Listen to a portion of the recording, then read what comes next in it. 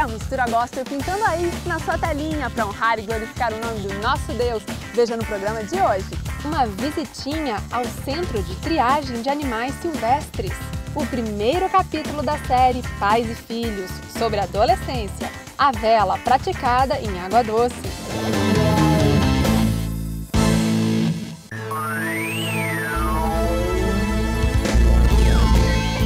Você deve estar se perguntando onde nós estamos. Então, hoje você vai conhecer o CETAS, Centro de Triagem de Animais Silvestres. Vamos conhecer um pouco o trabalho que o pessoal realiza aqui. Vamos lá? O CETAS de Vitória da Conquista é o maior em extensão e apreensão da Bahia. Foi inaugurado em 5 de junho de 2000. O CETAS é envolvido com a Prefeitura Municipal da cidade, Ministério do Meio Ambiente e IBAMA. Agora vamos conhecer o ambulatório. Aderbal, esses animais que estão aqui, eles vão passar por que processo? Após chegar ao CETAS, eles ficam aqui no ambulatório porque esses animais, essas aves, merecem maiores cuidados. São animais que têm problemas de saúde, então eles têm que ter uma maior atenção. Eles passam aqui por alguns dias, onde eles são medicados, né, observados, e depois eles são recambiados para viveiros maiores. A origem destes animais deve-se principalmente por apreensão, seguido respectivamente por entrega, resgate e captura. Pela legislação da fauna brasileira, todo animal pertence à União. Então ele só pode ser adquirido de criadouros legalizados junto ao IBAMA. Isso quer dizer o quê? O animal nascido em cativeiro, ele recebe uma anilha de identificação. Esse animal pode ser comercializado. Os da natureza, não. 12 milhões de animais são traficados por ano. As aves sempre têm maior entrada. Olha, as grandes apreensões têm sido do galo de Campina, né, que é o mesmo cardeal do Nordeste, o pássaro preto, o canário da terra, o azulão, coleira e papa-capim. Esses animais têm representado quase 60% do número de animais apreendidos. Essas aves aqui são bicudos, né? Esses dois que vocês estão vendo aqui. Esse aqui é o cardeal do Rio Grande do Sul, é um periquito, o pássaro preto, outro bicudo e outro periquito. E aqui embaixo a gente tem alguns papagaios, né?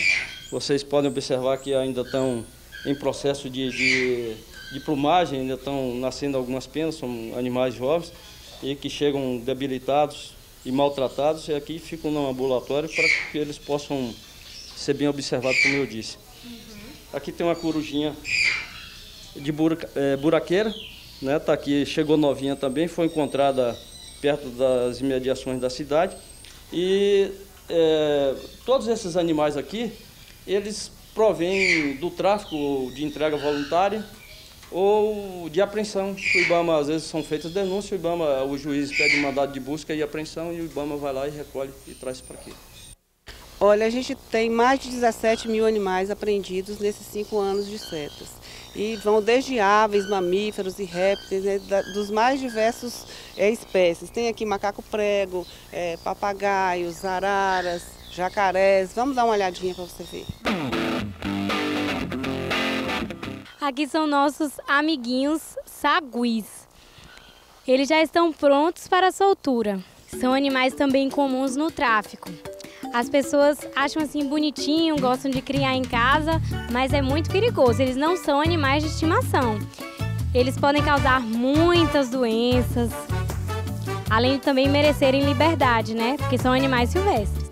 Olha, gente, que medo. Olha só nossos companheiros. Os jacarés, eles estão junto com os jabutis, né, Rosana? Mas as espécies convivem bem, né? Elas não são predador e presa, não. Não? O relacionamento, então, é amigável. Isso, não tem dado problema nenhum pra gente, não. Gente, vamos agora conhecer a nossa caçulinha. Essa é uma macaquinha, tadinha, veio do circo. Mas aqui ela tá sendo bem tratada. Tá com vergonha.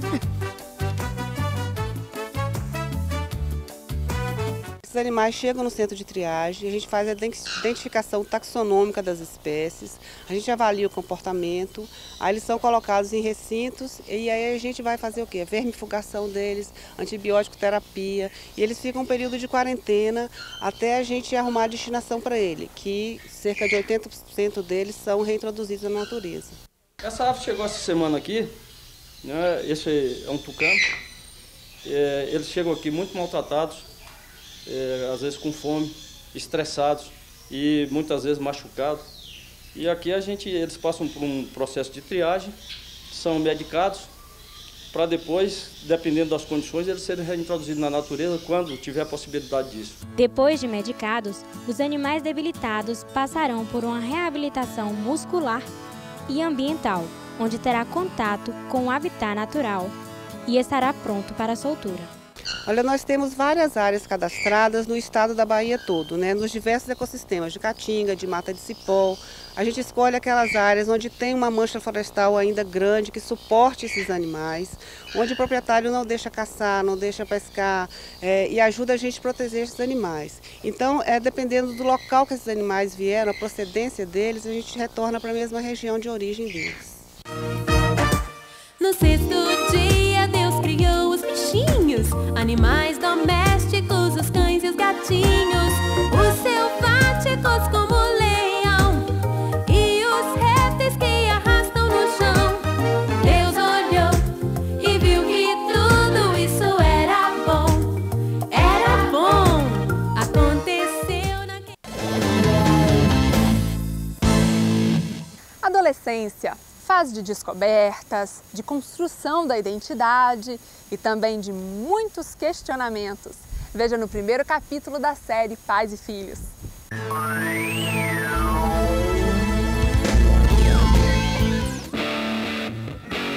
Nem sempre é fácil admitir que os filhos cresceram e que já podem cuidar da própria vida em muitos aspectos.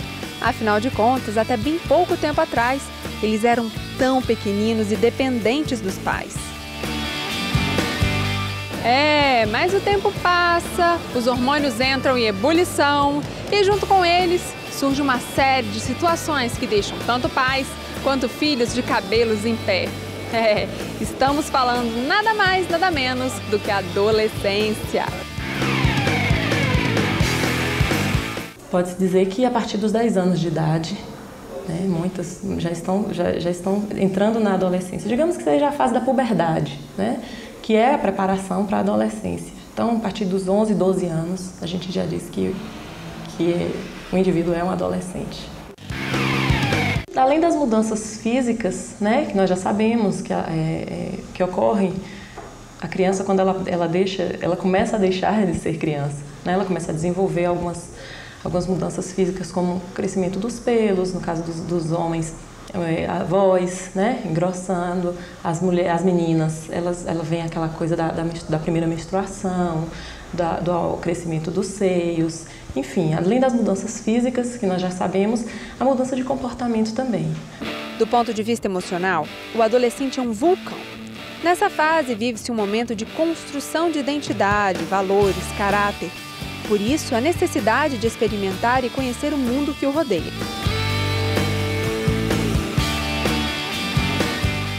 A adolescência é um período na vida do ser humano onde os hormônios estão saindo pelos cabelos. Existe muita energia, sim. Existe muita energia, existe momentos de corre-corre, momentos de insatisfação e, ao mesmo tempo, de busca por satisfação. A adolescência é uma fase de muitas descobertas. A gente praticamente descobre muitas coisas novas, novas ideias. E é nesse momento que nós vamos realmente estar estruturando, a partir daí a gente está estruturando o nosso caráter. Psicologicamente, emocionalmente falando, o que marca mesmo a adolescência é a busca da identidade. É como entrar em uma locadora de filmes, por exemplo. Diante de tantas opções, fica difícil saber o que escolher. Se drama, comédia, suspense ou terror.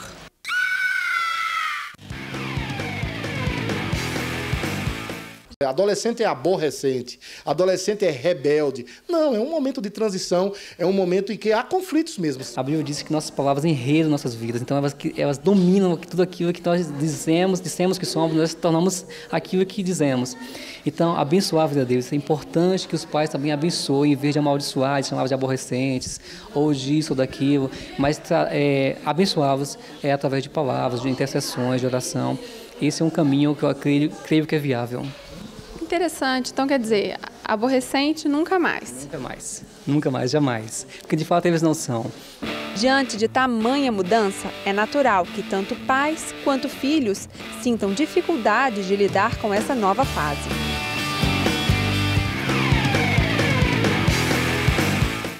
O Edson é o pai da Jennifer, de 12 anos. Edson, qual a maior dificuldade de criar uma filha adolescente? Então, hoje o pai, a mãe, a família em si, é muito difícil acompanhar o filho, né?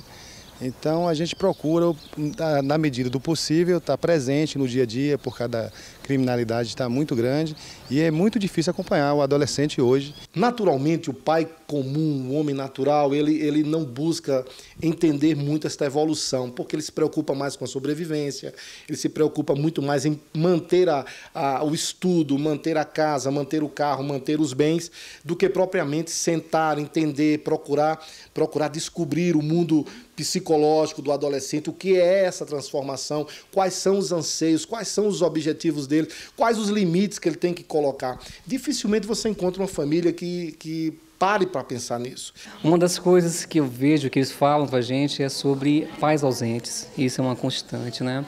Muitas vezes os pais que não conhecem a Deus, distantes de Deus, e ele acaba trazendo transtorno para a vida deles. Eu penso de uma forma, eles pensam de outra, e de tal forma tenta não impor, mas me convencer da opinião deles, e quando eu não concordo, então me dão um não, e que eu não concordo com esse não, isso realmente irrita muito a gente. Com certeza é o não. As nossas concepções, quando a gente vira adolescente, torna-se a ser divergente das dos nossos pais, né? Então ocorre esse choque de concepção, esse choque de ideias. A opinião que eles impõem não é aquela opinião que a gente realmente às vezes quer. O pai nunca enxerga, a mãe nunca enxerga, quando a gente realmente amadurece, que a gente cresce. Para eles, a gente realmente sempre é criança, né? Criança eternamente. O pai, geralmente, às vezes em casa, ele repreende, mas ele não fala nada que possa conquistar e ganhar o coração do filho. Então, esse é o grande choque. Eu acho que a comunicação, o diálogo é o primeiro passo, né? Isso aí deve ser essencial para que venha a ver realmente romper as barreiras. Não só dizer não faça, mas não faça por isso, dizer o porquê. E também não tratar as coisas, as consequências, mas sim tratar as origens das coisas. A igreja ela tem que sair das quatro paredes, ela tem que ir para a TV, como estamos aqui, para o rádio, para as ruas, proclamar verdades que possam conscientizar tanto os pais quanto os filhos a respeito do que é uma transição na vida de um jovem e dentro de um mundo que oferece muitas coisas. Eu acredito que a igreja tem que despertar muito mais rápido do que a gente possa imaginar para auxiliar a humanidade, auxiliar essa fase tão difícil, que é uma fase que todo ser humano passa, que é a fase da adolescência.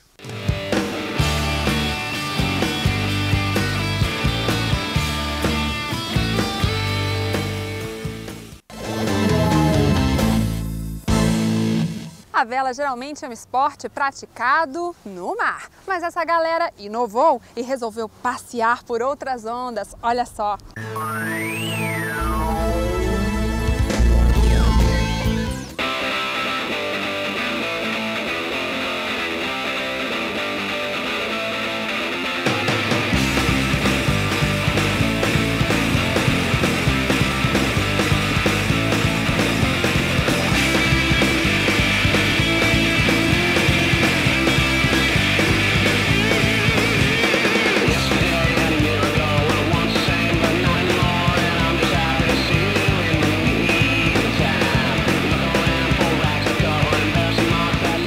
Depois de se destacar nos 4 cantos do mundo, o esporte tipicamente marítimo ganha lugar nas águas doces do sertão brasileiro. Ganhadora de medalhas olímpicas, a vela se popularizou no país inteiro, atraindo público de todas as idades e classes sociais. é excelente, né? Você dissemina uma coisa desconhecida para a região, onde a maioria da população aqui não conhece, nunca viu, não sabe que existe uma competição à vela, que barcos da vela competem. No Brasil, a gente tem muito divulgado o futebol, né? E a vela, apesar de ser um país onde nós temos excelentes velejadores, Vide, Robert Scheid, Torben Grael, Lars Grael, excelentes velejadores reconhecidos mundialmente, muitos dos brasileiros não conhecem, não sabem nem da existência desse esporte. Praticar a vela a quase 300 quilômetros do litoral é um desafio. Mas qual a diferença entre velejar no mar e em águas doces? Na barragem você não tem correnteza, que atrapalha às vezes quando você veleja no mar, né? Você não conhece a correnteza e tal. A água doce e salgada, né? Que é diferente também. O vento normalmente mais fraco. E as ondas, né? No mar normalmente tem mais onda e aqui você tem uma onda menor, mais picada. E o nível técnico que diferencia é que aqui a gente não tem nem onda nem correnteza. Então, por outro lado, o vento roda muito. Então, precisa estar muito atento, apesar de não ter as ondas e as correntezas. A gente está acostumado a velejar no mar, lá em Salvador, por exemplo, em outros lugares do Brasil. Está velejando aqui num lugar sem onda e sem correnteza, tem uma diferenciação tática. E você tem que estar muito mais atento apenas ao vento. Então, quem conseguir se adaptar melhor às mudanças de vento consegue obter um melhor resultado. Além de diversão garantida para o público, o esporte também tem outra função, a inclusão social. Vou falar primeiro de função social. A gente visa criar novas alternativas de lazer, de esporte para as pessoas do interior. A gente tem projetos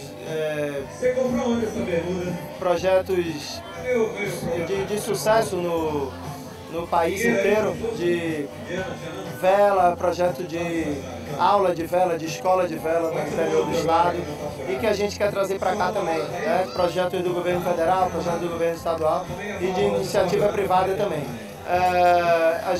A inclusão social através do esporte é muito importante e isso é uma das coisas que a gente tenta atingir com esse projeto. Quanto aos outros objetivos, a gente procura divulgar esse nosso esporte, popularizar o esporte. Não é um esporte caro, eu insisto nisso. Vela é tido como um esporte de elite, mas isso está acabando, hoje um esporte acessível. E a gente tem todas as condições para velejar aqui no interior também.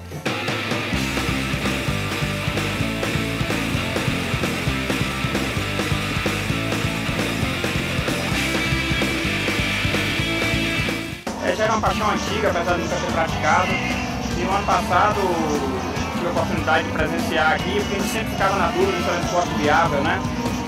Aqui na barragem até. E vendo, apreciando o esporte, a exibição, a regata, eu adquiri um laser, esse barco aqui, e aí comecei a praticar a passeio. Esse ano estou aqui tendo o prazer de competir com um monte de gente boa aí, né? De alto nível. E aprendendo.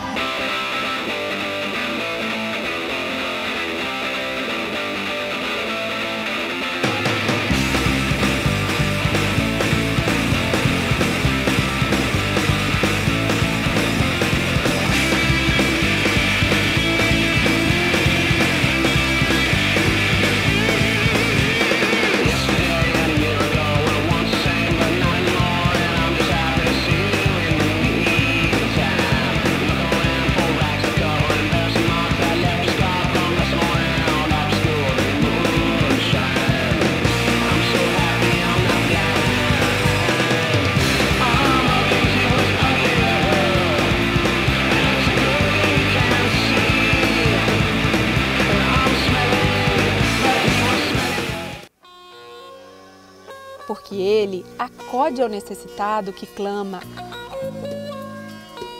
Deus, em seu infinito amor, se inclina para nós e diz: meu filho, qual é a sua necessidade? Qual é o fardo pesado que está carregando? Qual a profunda tristeza no seu coração? Que mal você está temendo que tem dificultado o seu caminhar? Qual a sede espiritual que deseja saciar? A imperfeição humana se encontra com a perfeição divina e assim a necessidade é cumprida. O anseio profundo da nossa alma acha em Deus a satisfação que tanto deseja. Uma semana repleta da satisfação do Senhor. E até a próxima!